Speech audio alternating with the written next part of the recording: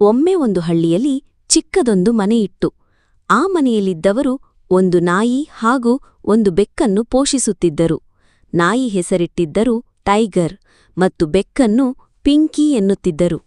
ಮೊದಲ ದಿನಗಳಲ್ಲಿ ಟೈಗರ್ ಮತ್ತು ಪಿಂಕಿ ಒಬ್ಬರನ್ನೊಬ್ಬರು ನಂಬದೆ ಸದಾ ಜಗಳವಾಡುತ್ತಿದ್ದರು.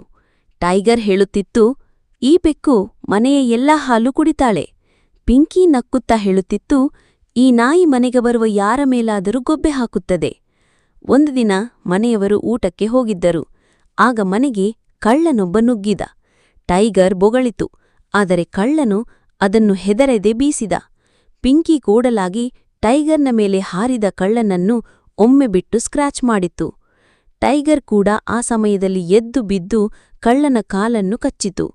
ಈ ರೀತಿ ಇಬ್ಬರೂ ಸಹಕಾರದಿಂದ ಕಳ್ಳನನ್ನು ಓಡಿಸಿದರು. ಮನೆಯವರು ಬಂದು ವಿಷಯವನ್ನು ತಿಳಿದು ಇವರಿಬ್ಬರ ಬುದ್ಧಿಮತೆ ನೋಡಿ ಆಶ್ಚರ್ಯಚಕಿತರಾದರು. ಟೈಗರ್ ಮತ್ತು ಪಿಂಕಿ ಆ ದಿನದಿಂದ ಸ್ನೇಹಿತರಾದರು. ಅವರು ದಿನವಿಡೀ ಆಟವಾಡುತ್ತಿದ್ದರು, ತಿನ್ನುತ್ತಿದ್ದರು ಮತ್ತು ಮನೆಯನ್ನೆಲ್ಲ ಒಟ್ಟಾಗಿ ಕಾಪಾಡುತ್ತಿದ್ದರು.